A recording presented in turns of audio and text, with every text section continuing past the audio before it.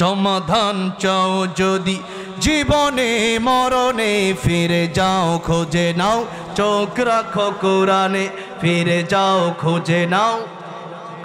জবানটা ছেড়ে দিয়ে ফিরে যাও খোঁজে নাও, চোখ রাখো কোরআনে, ফিরে যাও খোঁজে নাও।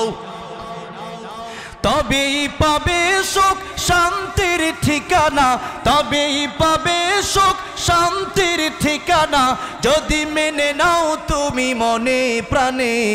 সমাধান সমাধান চাও যদি জীবনে মরণে, ফিরে যাও খোঁজে নাও, চোখ রাখো কোরআনে, ফিরে যাও খোঁজে নাও। বলে না জবানটা ছেড়ে দিই, ফিরে যাও খোঁজে নাও কোরআনে, ফিরে যাও খোঁজে নাও। এ বাণী সকলের নয় শুধু মুমিনের, যারাই চলবে মেনে ফল পাবে কোরআনের। এ বাণী সকলের নয় শুধু মুমিনের, যারাই চলবে মেনে ফল পাবে কোরআনের। ঘরে বলো কি বা রাষ্ট্রে বলো, ঘরে বলো কি বা রাষ্ট্রে বলো, অশান্তি দূর করে শান্তি আনে। সমাধান সমাধান চাও যদি জীবনে মরণে, ফিরে যাও খোঁজে নাও কোরআনে, ফিরে যাও খোঁজে নাও, চোখ রাখো কোরআনে, ফিরে যাও খোঁজে নাও। কোথায় চোখ রাখতে হবে? কোরআন শরীফে চোখ রাখতে হবে। আল্লাহ বলছেন জিকির মানে কোরআন শরীফ তোমাকে আগে শিখতে হবে। আল্লাহ নিজেই বলছেন ইন্না নাহনু নাযালনা যিকরা, আমি আল্লাহ রাব্বুল আমিন জিকির নাজিল করেছি। জিকির মানে তাফসীরে কাবীর আসলো কোরআন শরীফ, তাফসীরে মারিফুল কোরআন আসলো কোরআন শরীফ, তাফসীরে ইবনে কাসির আসলো কোরআন শরীফ, তাফসীরে কুরতুবীতে আসলো কোরআন শরীফ। এই পৃথিবীর যত গ্রন্থ আছে সমস্ত গ্রন্থ আপনি খুলে দেখবেন, তাফসীরের গ্রন্থগুলো খুলে দেখলেই পেয়ে যাবেন জিকির মানে আল্লাহ রাব্বুল আমিন বোঝালেন কোরআন শরীফ। তাহলে আমরা আজকে এক নম্বর জিকির শব্দের অর্থ শিখে গেলাম কোরআন শরীফ। এক নম্বর জিকির মানে কি বলেন? কি? কোরআন শরীফ। আল্লাহ বলেন ও দুনিয়ার মানুষেরা, জিকির যদি তোমরা করতে চাও তোমরা প্রথমে আমার কোরআন শরীফ শিখে নাও। কি শিখতে হবে? কোরআন শরীফ শিখতে হবে। আল্লাহ বলছেন আর রহমানু আল্লামাল কুরআন খালাকাল ইনসান। আল্লাহ বলছেন আর রহমান, রহমান তিনি দয়াময় আল্লাহ। রহমান মানে দয়াময় আল্লাহ। রহমান অর্থ কি? দয়াময় আল্লাহ। তিনি বলেন আমি তোমাদেরকে দয়া করেছি, মায়া করেছি, করুণা করেছি। আল্লাহ এই সূরা রহমানে সবচাইতে বেশি কোন আয়াতটা বলেছেন? ফাবিআইয়ি আলাই রাব্বিকুমা তুকাযযিবান। আল্লাহ বলছেন তোমরা আমার কোন কোন নিয়ামতকে অস্বীকার করবে? আছে? এই যে বসে আছি, এই যে কথা বলতেছি, এই যে চলতেছি, এই যে হায়াত পেলাম, পানি পান করছি, খাবার খাচ্ছি, সমস্ত নিয়ামত দিলেন কে? আল্লাহ বলেন এত নিয়ামত তোমাদেরকে দিলাম, সুতরাং ওয়া ইন তাউদ্দু নি'মাতাল্লাহি লা তুহসুহা, আমার নিয়ামত গণনা করে তোমরা শেষ করতে পারবে না। আল্লাহু আকবার। শেষ করার মতো কোনো সুযোগ নাই। আল্লাহ বলছেন লা ইন শাকারতুম লা আযীদান্নাকুম, সুতরাং তোমরা আমার নিয়ামতের শুকর আদায় করো। আর যদি শুকর আদায় না করো, ওয়ালা ইন কাফারতুম ইন্না আযাবি লাশাদীদ, আমার আযাব বড় কঠিন, আযাবের জন্য প্রস্তুত হও। সুতরাং আমরা আল্লাহর নিয়ামতের শুকর আদায় করব। আল্লাহ বলছেন এত নিয়ামত তোমাদেরকে দিলাম, সবচেয়ে বড় নিয়ামতের নাম আল্লাহ সূরা রহমানে বললেন আর রহমান, আমি আল্লাহ দয়াময়। দয়াময় আল্লাহ, করুণার আধার যিনি, তিনি বলছেন ফাবিআইয়ি আলাই রাব্বিকুমা তুকাযযিবান। তিনি প্রথমেই বললেন যে এত নিয়ামতের কথা সূরা রহমানে বললাম, সবচেয়ে বড় নিয়ামতের নাম হলো আল্লামাল কোরআন। আমি আল্লাহ তোমাদেরকে কোরআন শরীফ দিলাম, এটা হচ্ছে সবচেয়ে বড় নিয়ামত। সুবহানাল্লাহ। আল্লাহ বলছেন আল্লামাল কুরআন খালাকাল ইনসান, আমি আল্লাহ কোরআন শিখালাম আগে, মানুষ বানালাম পরে। এখন যদি কেউ কোরআন না শিখে জন্মগতভাবে মানুষ হয়ে যায়, কোরআন না শিখে জন্মগতভাবে আসাদ নূর তাসলিমা নাসরিনও মানুষ হয়েছে। কিন্তু আল্লাহ বলছেন কোরআন শরীফে বলছেন লাহুম কুলুবুন লা ইয়াফকাহুনা বিহা ওয়ালাহুম আ'য়ুনুন লা ইউবসিরুনা বিহা ওয়ালাহুম آذان لا يسمعون بها أولئك كالأنعام بل هم أضل أولئك هم الغافلون আল্লাহ বলছেন কোরআন যদি কেউ না বুঝে কলব দিলাম আমি আল্লাহ বোঝার জন্য, সব বুঝলো কিন্তু কোরআন বুঝলো না। আমি আল্লাহ চক্ষু দিলাম কোরআন দেখার জন্য, দুনিয়ার সব দেখলো কোরআন দেখলো না। আমি আল্লাহ কান দিলাম কোরআন শোনার জন্য, সব গান শুনলো, দুনিয়ার সব কথা আছে বাজে সব শুনলো, সিনেমার কথা শুনলো, নাটকের কথা শুনলো, কিন্তু আল্লাহর কোরআন তার শুনতে ভালো লাগে না। এমন কিছু লোক আছে না এই দেশে? আছে। আল্লাহ বলছেন এরা শুধু কুকুর নয়, এরা শুধু শুকর নয়, এরা শুধু চতুষ্পদ জন্তু নয়। আল্লাহ বলছেন এরা কুকুরের চাইতেও আরো মারাত্মক, কুকুরের চাইতেও আরো নিকৃষ্ট। কার কথা? কার কথা? আল্লাহর কথা। এই জন্য আসাদ নূর তাসলিমা নাসরিন এগুলা কুকুরের চাইতেও খারাপ। যারা কোরআন মানে না, কোরআনের বিরুদ্ধাচরণ যারা করে, এই দেশে ইসলামের বিরুদ্ধাচরণ যারা করে, আল্লাহকে যারা মানতে চায় না, আল্লাহ বললেন এই দুনিয়াতে আকাশের নিচে জমিনের উপরে থাকার মতো তোমাদের কোনো জায়গা হবে। এই সূরা রহমানে আল্লাহ বলছেন ইয়া মা'শারাল জিন্নি ওয়াল ইনসি ইন ইসতাতা'তুম আন তানফুযু মিন আকতারিস সামাওয়াতি ওয়াল আরদি ফানফুযু লা তানফুযুনা ইল্লা বিসুলতান فبأي آلاء ربكما تكذبان আল্লাহ বলছেন যদি কেউ আল্লাহর আইন কারো কাছে ভালো না লাগে, আল্লাহর কোরআন কারো কাছে ভালো না লাগে, আল্লাহ বলছেন আকাশ জমিনের সীমানা ছেড়ে তোমরা বের হয়ে যাও। যাওয়ার মতো কোনো জায়গা কি আমাদের আছে? আছে? যাওয়ার মতো কোনো জায়গা নাই। বাংলাদেশ ছেড়ে যদি আপনি ইন্ডিয়া চলে যান, আল্লাহর আকাশ জমিন কি ছাড়া হবে? আপনি যদি আমেরিকাতে চলে যান, তাহলে কি আল্লাহর আকাশ জমিন ছাড়া হবে? যেখানেই যাবেন সেই আকাশ জমিন কার? সুতরাং হুকুম চলবে, আইন চলবে, গোলামি চলবে কার? আল্লাহ বলছেন তাবারাকাল্লাযী বিয়াদিহিল মুলকু ওয়া হুয়া আলা কুল্লি শাইইন قدير الذي خلق الموت والحياة ليبلوكم أيكم أحسن عملا وهو العزيز الغفور আল্লাহ বলছেন ক্ষমতার মালিক তো কেবলমাত্র আমি আল্লাহ রাব্বুল আলামিন। আকাশ জমিন এবং যা কিছু আছে এই সব কিছু আমি আল্লাহরই হাতে। আমি আল্লাহ হচ্ছে মালিক, আর তোমরা সবাই আমি আল্লাহর গোলাম।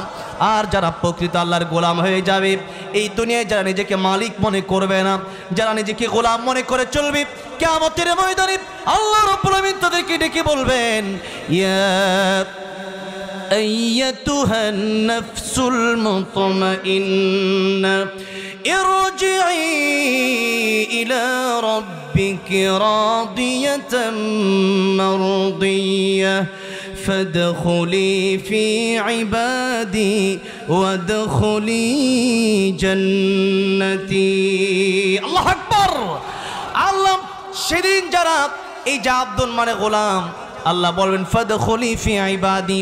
এই যে এখানে ইবাদি আব্দুন থেকে এসেছে, আল্লাহ কিয়ামতের ময়দানে বলবেন যারা আমার গোলাম ছিল তারা আজকে জান্নাতের ভিতরে প্রবেশ করো।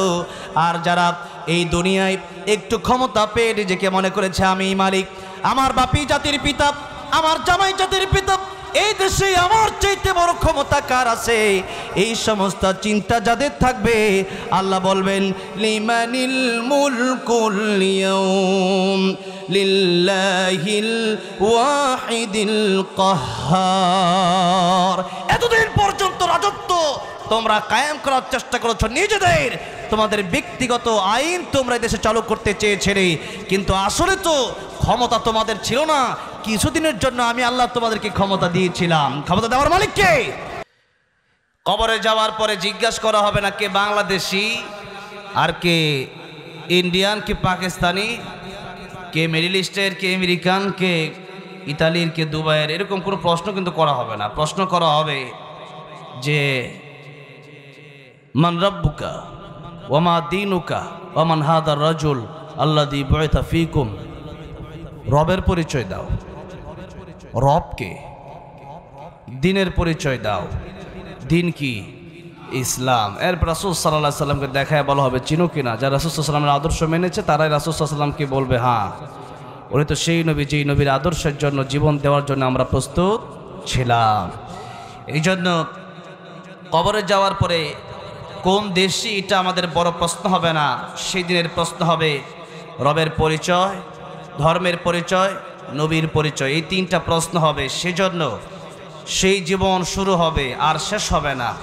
আর এই জীবন শুরু আছে, শেষও এই দিন। দিন নয়, আরও দিন আছে। এই দিন নিয়ে যাবে সেই দিনের কাছে। এই জন্য সেই দিনের কথা আমাদের চিন্তা করতে হবে। রাসূলুল্লাহ সাল্লাল্লাহু আলাইহি সাল্লাম বলেছেন, আল কাইয়িসু মান দানা নাফসাহু ওয়া আমিলা লিমা বাদাল মাউত। রাসূল সাল্লাল্লাহু আলাইহি সাল্লাম বলেছেন, প্রকৃত জ্ঞানী ওই ব্যক্তি যে ব্যক্তি তার নিজেকে নিয়ে আত্মসমালোচনা করে। কি করে? আত্মসমালোচনা করে, নিজেকে চেনে যে আমার কি ভুল হচ্ছে, আমি নামাজি কিনা, আমি রোজাদার কিনা, আমি আল্লাহর পাগল কিনা, আমি কোরআন শিখলাম কিনা, আমি গীবত করছি কিনা, আমি অন্যায় করছি কিনা, আমি ন্যায় পথে আছি কিনা, আমি ইসলামের উপর অটল বিচল আছি কিনা। এই সমস্ত চিন্তা নিজেকে নিয়ে আগে করতে হবে। আমরা নিজের চিন্তা বেশি করি না, পরের চিন্তা বেশি করি। আমরা পরের চিন্তা বেশি করি। আসবে সামনে কথা যদি আমি বলি, যতটুকু বলবো ততটুকুর ভিতরে আমি বলার চেষ্টা করব। অনেক কথাই ভাইরা বাবাজিরা, এই জন্য নিজের চিন্তা করতে হবে। কারণ আমার কবরে আমি যাব, আপনার কবরে আপনি যাবেন, আমার কবরে অন্য কেউ যাবে না। ভাইরা বাবাজিরা, সেজন্য নবী বলেছেন নিজের চিন্তা করো। আর ওয়ামিল লিমা বাদাল মাউত, পরকালের জন্য সামানা গুছাও, পরকালের জন্য আমল করো। এটাই তুমি, তাহলে বোঝা যাবে তুমি বুদ্ধিমান। আর যদি আমল না করো, শুধু দুনিয়া দুনিয়া দুনিয়া, তাহলে বোঝা যাবে তুমি বোকা। তাহলে আমাদের পরকালের চিন্তা করতে হবে, পরকালের জন্য কিছু আমল আমাদের করতে হবে। আল্লাহ যেন সেই রকম আমল করার তৌফিক আমাদেরকে দান করেন। সকলে বলেন আমিন। ভাইরা বাবাজিরা, এই বাঙালি আমরা, দেশের জন্য অবশ্যই আমাদের ভালোবাসা আছে না নাই? এটাও ঈমানের একটা অংশ। দেশের জন্য যদি কেউ আমাদের দেশের 1 ইঞ্চি মাটিও কেউ কেড়ে নিতে আসে, আমরা তাকে ছাড় দেব না। সে যেই দেশের হোক না কেন, ভারত হতে পারে, আমেরিকা হতে পারে, ইউরোপ হতে পারে, আমার দেশ, অবশ্যই আমাদের দেশের জন্য ভালোবাসা আছে। আমরা কোনো দেশের সাথে আমরা বিরোধ রাখি না। কোনো দেশের সাথে আমরা বিরোধ রাখি, কোনো দেশের সাথে আমাদের কোনো বিরোধিতা নাই। তবে ইসলামের বিরুদ্ধে যারা যাবে, এদের সাথে কোনো আমাদের সম্পর্ক নাই। কোরআন আছে যেখানে আমরা আছি সেখানে, ইসলাম আছে যেখানে আমরা আছি সেখানে। যারাই কথা বলবেন তারাই বুঝে শুনে বলবেন। ইসলামের বিরুদ্ধে কথা বললে আপনি নিজেই থাকবেন না, ইসলাম ঠিকই থাকবে। ঠিক না বে ঠিক? যে কথা বলতে গিয়ে বলছি সেটা হচ্ছে যে ভারত, তারা মাঝে মধ্যে আমাদের এই বাংলাদেশের চট্টগ্রাম, আমাদের বাংলাদেশের বর্ডারের যেই জায়গাগুলো আছে, যশোর, উত্তরবঙ্গের বেশ কিছু জায়গা তারা নিতে চায়। কিন্তু কথা হচ্ছে মাঝে মধ্যে তারা আমাদেরকে নিয়ে উস্কানিমূলক বক্তব্য দেয়। সেই কারণে ভারতের যে লোকগুলো বর্তমান ক্ষমতায় আছে তাদের বিরোধী আমরা কোনো ভারত বিরোধী না। ভারতের মাটির সাথে আমাদের কোনো শত্রুতা নাই। কারণ ভারতে তো আমি নিজে 8 বার ওয়াজ করার জন্য গেলাম। কয়বার? 8 বার। তো 8 বার যেহেতু আমি আলোচনা করার জন্য গিয়েছি, তো ভারতে শুধু হিন্দু না, ভারতে আমাদের কোটি কোটি মুসলমান আছে না নাই? সুতরাং ভারতের সাথে আমাদের কোনো শত্রুতা নাই, আমেরিকার সাথে আমাদের কোনো শত্রুতা নাই। তবে যারাই বাংলাদেশের বিরুদ্ধে বলবে, বাংলাদেশের মানুষকে নিয়ে যারাই খেলামেলা করার চেষ্টা করবে, তাদের সাথে আমাদের কোনো সম্পর্ক থাকবে না। তাদের বিরুদ্ধে আমাদের বক্তব্য হবেই হবে। ঠিক না ঠিক? তাদের বিরুদ্ধে কথা বলতে হবে। সুতরাং আমরা কোনো দেশ বিরোধী নয়, আমরা মাটি বিরোধী নয়, আমরা আকাশ জমিন বিরোধী নয়, বরং ইসলামের বিরুদ্ধে যারা যাবে আমরা তাদের বিরোধী। আমাদের দেশের বিরুদ্ধে যারাই যাবে এদের বিরুদ্ধে আমরা কথা বলবই। ভাইরা বাবাজিরা, বলছিলাম এই দেশ আমরা বাঙালি, এটা আমাদের একটা পরিচয়। সুতরাং বাংলা ভাষা, এই যে বাংলা 12 মাসের নাম, এই যে পৌষ মাঘ, আজকে আমাদের সমাজ তরুণ প্রজন্ম এই বাংলা মাসের নাম জানে না, ঠিক না ঠিক? জানে না অনেকেই। আচ্ছা, এটা বাদ দিলাম। আরবি মাসের নাম হচ্ছে রজব মাস। যেহেতু এটা আমার আগে যিনি আলোচনা করেছেন হুজুর মেয়ারাজ নিয়ে আলোচনা করেছেন, এই যে মৌসুম ভিত্তিক আলোচনা, রাসূলুল্লাহ সাল্লাল্লাহু আলাইহি সাল্লাম মৌসুম ভিত্তিক আলোচনা করতেন। কি ভিত্তিক? মৌসুম ভিত্তিক। যখন যে মাস আসতো তখন সেই মাসের ফজিলত রাসূল করিম সাল্লাল্লাহু আলাইহি সাল্লাম বর্ণনা করতেন। এটা রাসূল সাল্লাল্লাহু আলাইহি সাল্লামের সুন্নাহ। সেজন্য আমরা আজকে সূরাতুল আহজাব থেকে মনে করেন 15-20 মিনিট কথা বলবো, তার আগে আরো 10 মিনিট কথা বলবো এই রজব মাস নিয়ে। এই রজবকে আল্লাহ স্পেশাল সম্মান দিয়েছেন কোরআন শরীফে। কোন জায়গায়? কোরআন শরীফে আল্লাহ রাব্বুল আলামিন বলছেন, ইন্না ইদ্দাতাশ শুহুরি ইনদাল্লাহি 12 শাহরান ফি কিতাবিল্লাহি ইয়াওমা খালাকাস السماوات والأرض منها أربعة حرم। আমি আল্লাহ যেদিন আকাশ জমিন সৃষ্টি করেছি সেদিন থেকেই আমি আল্লাহ রাব্বুল আলামিন 12টা মাস সৃষ্টি করেছি। কয়টা মাস? এই যে 12 মাস সৃষ্টি হয়েছে, এটা কোন দিন থেকে কে সৃষ্টি করলো আমরা অনেকে জানি না। যে 12 মাস কোন জায়গা থেকে তার মূল উৎপত্তি, সেটা আজকে আমরা জেনে নিলাম। এই 12 মাসের সৃষ্টিকর্তাকে আল্লাহ নিজেই বলছেন যে 12 মাস যে 12 শাহরা, এটা কোরআন শরীফে আছে। সুবহানাল্লাহ বলেন। এটা 12 মাস দুনিয়ার কোনো মানুষ বানান নাই। তবে এই 12 মাসের সিরিয়াল মেনটেন আল্লাহ করেছেন আরবি মাস দিয়া। কি মাস দিয়া? আরবি মাস, যেটা কোনো মানুষ এটার তারিখ চাইলে পরিবর্তন করতে পারে না। তাকায় থাকে 29 রমজান যেদিন শেষ হয়ে গেল, মাগরিবের পর তাকায় থাকে যে চাঁদ উঠলো কিনা। চাঁদ উঠলে সে বুঝবে যে আগামীকাল ঈদ হবে, আর না উঠলে আগামীকাল আরেকটা রোজা পূর্ণ করতে হবে। এই যে এটা হচ্ছে চাঁদের সাথে হিসাব। এই যে 12টা চাঁদ, এটা হচ্ছে আল্লাহ প্রদত্ত। এই জন্য এই আরবি মাস সরাসরি কে সৃষ্টি করেছেন? আল্লাহ সৃষ্টি করেছেন। তাই আল্লাহ রাব্বুল আলামিন বলছেন, এই 12 মাস আমি আল্লাহ রাব্বুল আলামিন সৃষ্টি করেছি, তার ভিতরে আমি আল্লাহ রাব্বুল আলামিন চারটা মাসকে সম্মান দিয়ে দিলাম। রমজানের পরে নবী বলেন রমজান তেমনি সম্মানিত মাস। এছাড়াও আরো 4টা মাসকে আল্লাহ সম্মান দিলেন। একটার নাম জিলকদ, জিলহজ, মুহাররম, আর একটার নাম রজব। এই 4 মাস। এখন আমরা আছি কোন মাসে? কোন মাসে? রজব মাসে।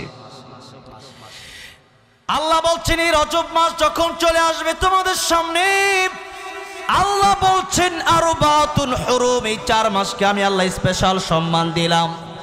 সুতরাং ফালা তাযলিমু ফীহিন্না আনফুসাকুম, এই মাস যখন আসবে তখন তোমরা গুনাহ ছেড়ে দাও। কি ছেড়ে দাও? গুনাহ ছেড়ে দাও। তাহলে প্রথম কথা হচ্ছে যে এই মাসকে সম্মান দিয়েছেন কে? আল্লাহ নিজে। আল্লাহ এই মাসকে সম্মান দিয়েছেন। আপনি যদি এই মাসের নাম নাই জানেন তো সম্মান দিবেন কেমনে?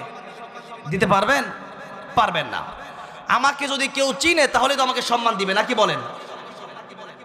মনে করেন ডক্টর ইউনূস সাহেব আমাদের দেশের বর্তমান তত্ত্বাবধায়ক সরকার, রানিং প্রেসিডেন্ট, ওনাকে যারা চিনে ওনাকে তারা সম্মান করবে। ওনাকে যদি কোনো দেশে কোনো কারণে মনে করেন দুবাই গেল, দুবাইয়ে কোনো মানুষ কোনো কারণে নাও চিনতে পারে। যেমন আমরা কি সব দেশের প্রেসিডেন্টকে আমরা চিনি? চিনি না। এখন ইতালির প্রেসিডেন্টের নাম কি সবাই আমরা জানি? জানি না। দুবাইয়ের প্রেসিডেন্টের নাম সবাই কি জানি? জানি না। তো এই যে সবাই যে প্রেসিডেন্টকে চিনি না, অনেক মানুষ আছে আমেরিকার প্রেসিডেন্টকেও ডোনাল্ড ট্রাম্পকেও চিনে না। আছে না এমন মানুষ? গ্রামের এমন অনেক মানুষ আছে। এখন যে যাকে চিনে, কথা একটা আছে, যে যাকে চিনে সে তাকে কিনে।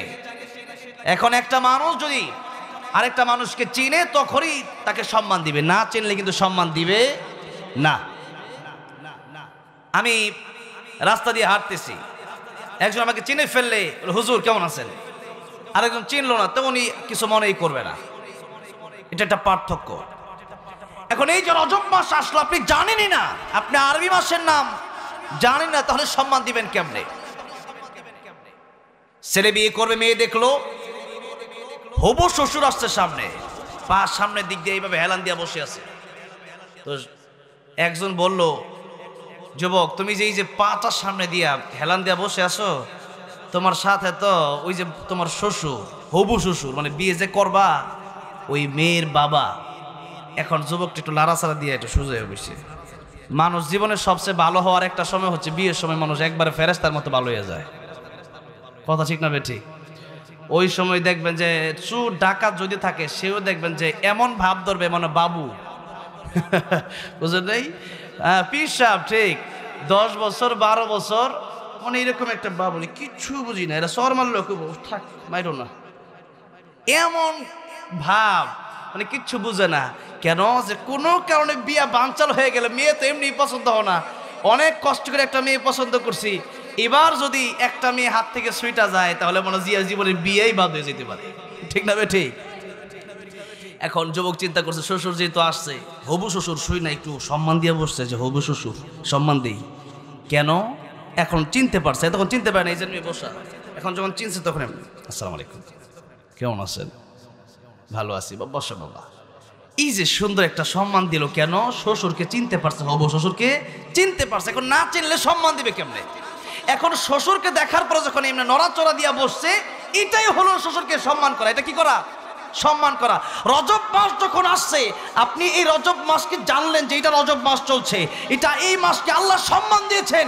এই মাস আসলে রাসূল সাল্লাল্লাহু আলাইহি ওয়াসাল্লাম রমজানের প্রস্তুতি নিতেন, এই মাসের এত গুরুত্ব আপনি যে জানলেন, তখন আপনি একটু স্পেশালভাবে আপনার জীবনকে পরিবর্তন করার চেষ্টা করছেন। এতদিন যা করছি, এখন থেকে তাড়াতাড়ি তওবা করে ভালো হই। এই যে একটা মন মানসিকতা তৈরি করা, এটাই হচ্ছে প্রাথমিক সম্মান দেওয়া রজব মাসকে। এখন আল্লাহ সম্মান দিল রজব মাসকে। আপনি যদি বলেন যে আমি সম্মান দেব না, তাহলে আপনি আল্লাহর বিরোধিতা করলেন, আপনি জাহান্নামের পথে হাঁটলেন। যেই মাসকে আল্লাহ সম্মান দিয়েছেন, সেই মাসকে সম্মান দেওয়া দরকার আছে না নাই? সব জায়গায় গুনাহ করা এক কথা, সব জায়গায় মদ খাওয়া একরকম, জিনা করা একরকম, মসজিদের ভিতরে করা আরো ডবল গুনাহ। আল্লাহর ঘর, তো যেই মাসকে আল্লাহ সম্মান দিয়েছেন, অন্য মাসে গুনাহ করলেন, এই মাসেও ওই আগের মতোই আছেন, তাহলে এই মাসে ডবল গুনাহ হবে। কারণ আল্লাহ স্পেশালভাবে বলে দিলেন আরবাতুল হুরুম, আমি আল্লাহ 12 মাসের ভিতরে বিশেষভাবে 4টা মাসকে সম্মান দিলাম। একটা হলো রজব মাস। এই রজব মাসকে আল্লাহ সম্মান দিল, আর আপনি কোনো পরোয়াই নাই, আপনার কোনো চিন্তাই নাই এই মাস নিয়ে। তার মানে বোঝা গেল যে আপনি আল্লাহর কথাকে আপনি কোনো বিষয় হিসাবে আপনি গ্রহণই করলেন না, যে আল্লাহ বলছে আল্লাহটা বলুক, আমার কি? তার মানে আপনি জান্নাতের পথে হাঁটতে চান না। এটা হচ্ছে প্রথম কথা। তাহলে রজব মাসকে আমাদের সম্মান করতে হবে, মনে রাখতে হবে না এই মাস রজব মাস, এই মাস চলে আসছে, এই মাসকে আমার সম্মান দিতে হবে। সম্মান দিতে কি করতে হবে? আল্লাহ বলেন, ফালা তাযলিমু ফীহিন্না আনফুসাকুম, তোমরা গুনাহ ছেড়ে দিবা। কি ছেড়ে দিবা? গুনাহ ছেড়ে দিবা। গুনাহ যত ছোটই হোক। জাহান্নামে যাওয়ার জন্য কয়টা গুনাহ যথেষ্ট? একটা। আর জান্নাতে যাওয়ার জন্য কয়টা আমল যথেষ্ট? একটা আমল। আখলিস দীনাক ফিকাল আমারুল কলিল। ভাইরা বাবাজিরা, এই জন্য নেক আমল যত ছোটই হোক সেটা ছাড়া যাবে না, গুনাহ যত ছোটই হোক সেটা করা যাবে না, চেষ্টা করতে হবে ছাড়ার জন্য। ভাইরা আমার, বাবাজিরা, যে কথা বলছিলাম, আল্লাহ রাব্বুল আলামিন এই 12টা মাস, আরবি মাসগুলোর কথা কোরআন শরীফে উল্লেখ করলেন। তার এই কথাগুলো বলতে গিয়ে সর্বপ্রথম কথা হচ্ছে যে আমাদের এই জীবনে যেহেতু আল্লাহ রাব্বুল আলামিন কোরআন শরীফ নাজিল করলেন আরবি ভাষায়, এই আরবি মাসকে আল্লাহ রাব্বুল আলামিন সম্মান দিলেন। এই দুনিয়াতে ইন্টারন্যাশনাল ল্যাঙ্গুয়েজ ইংলিশ, এটা আমরা বলি, কিন্তু বাস্তবিকতা হচ্ছে তা না। বাস্তবতা হচ্ছে ইন্টারন্যাশনাল ল্যাঙ্গুয়েজ আরবি। কি? আরবি। কারণ যেই ভাষার শুরু আছে শেষও আছে, সেটা কোনোদিন ইন্টারন্যাশনাল হতে পারে না। ইন্টারন্যাশনাল সেটাই হবে যেই ভাষার শুরু হয়েছে, জান্নাতে যাওয়ার পরেও সেই ভাষা থাকবে, ওই ভাষা কোনোদিন চেঞ্জ হবে না। আল্লাহু আকবার। এই জন্যে আমরা আরবির প্রতি গুরুত্ব দিব। আগে আমাদের শিখতে হবে আরবি। আগে কি শিখতে হবে? আরবি। আগে শিখতে হবে কোরআন। এবার আসুন সামনের দিকে আমি যাব যখন আলোচনায়, আমি মাত্র 10-15 মিনিট কথা বলবো, এরপরে আমি মাইকটা ছেড়ে দেব। এরপরে আমি কিন্তু একবারে মাইক ছাড়বো না, আমি বসবো। এই আলোচনা একটু অন্যরকম আর কি। এটা একবার স্টেজের থেকে নাইমা যদি বাড়িতেও যাই, আবার স্টেজে আসবো, কথাটা বুঝছেন? এই স্টেজ 4-5 বার উঠলেও কোনো সমস্যা নেই, কারণ এই স্টেজে আমাদের উস্তাদ এবং আমার বন্ধু বসা। কথাটা বুঝতে পারছেন?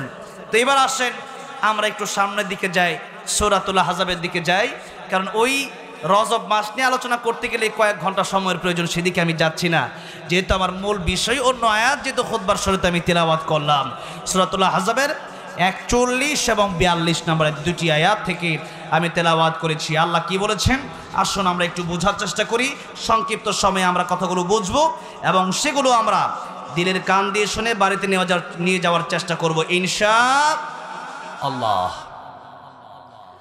আল্লাহ তাআলা বলছেন, ইয়া আইয়ুহাল্লাযীনা আমানু যকুরুল্লাহা যিকরান কাসীরা ওয়াসাব্বিহুহু বুকরাতান ওয়া আসীলা। আল্লাহ বলছেন, হে ঈমানদার, এই পৃথিবীতে অনেক দ্বার আছে না, দফাদার আছে, তালুকদার আছে, অনেক বংশের নাম আছে। তো এই যে আল্লাহ বলেন ঈমানদার, হে ঈমানওয়ালা, যাদের ভিতরে ঈমান আছে, নবী বলেন সবচেয়ে কম ঈমান যার ভিতরে আছে আল্লাহ রাব্বুল আলামিন তাই কিয়ামতের ময়দানে 10 দুনিয়ার চেয়ে বড় একটা জান্নাতের মেহমান বানিয়ে দিবেন। সুবহানাল্লাহ বলেন। আল্লাহ বলছেন ঈমানদারেরা তোমরা আল্লাহ জিকির করো, উযকুরুল্লাহ যিকরান কাসীরা, বেশি বেশি জিকির করো। এখন আমরা জিকির যদি করি শুধু সুবহানাল্লাহ আলহামদুলিল্লাহ পড়লে জিকির হয়ে যাবে না, একটু আজকে এই জিকির নিয়ে আজকে আমাদের আলোচনা। অল্প সময়ের ভিতরেই এই জিকিরের কোন কোন জিকির আমাদের করতে হবে, কোন কোন জিকির করার নির্দেশ আল্লাহ কোরআনে দিয়েছেন তা আমরা একটু শুনব। তাফসীর কবির ইমাম ফখরুদ্দিন রাজি রাহমাতুল্লাহ আলাইহি লিখেছেন, জিকির শব্দের অর্থ প্রধানত 5টা। জুড়ে বলেন কয়টা? এই 5টা আজকে বাড়িতে নিয়ে এরপরে আমল করবেন তো ইনশাআল্লাহ। 1 নম্বরে জিকির শব্দের অর্থ আল্লাহ রাব্বুল আলামিন নিজে কোরআন শরীফের ভিতরে বললেন, ইন্না নাহনু নাযালনা যিকরা ওয়া ইন্না লাহু লাহাফিজুন। আল্লাহ বলছেন এই জিকির আমি আল্লাহ নাজিল করেছি আর এই জিকিরের হেফাজত আমি আল্লাহ রাব্বুল আলামিন করব। কিন্তু আজকে আমি যেভাবে অর্থ করলাম এই অর্থটা সব মুফাসসিরে কেরামগণ এইভাবে করেন নাই, বরং তাফসীরে কাবীর খোলেন, তাফসীরে মাজারি খোলেন, তাফসীরে ইবনে কাসির খোলেন, তাফসীরে মারিফুল কোরআন খোলেন, তাফসীরে কুরতুবী খোলেন। যেই তাফসীরের কিতাব আপনি খুলবেন, তাফসীরের কিতাব খুলে আপনি দেখবেন এই আয়াতের তরজমা এসেছে আমি আল্লাহ কোরআন নাজিল করেছি, কোরআন হেফাজত করার দায়িত্ব নিয়েছেন কে? এই পৃথিবীতে যত গ্রন্থ আছে এই গ্রন্থের হাফেজ আছে? শুধুমাত্র একটা গ্রন্থের হাফেজ আছে, সেই গ্রন্থের নাম কি বলেন? সেই গ্রন্থের নাম কি? আল কোরআন। আর সবচেয়ে বেস্ট, সবচেয়ে শ্রেষ্ঠ হাফেজ আল্লাহ বাংলাদেশে তৈরি করে দিয়েছেন আলহামদুলিল্লাহ।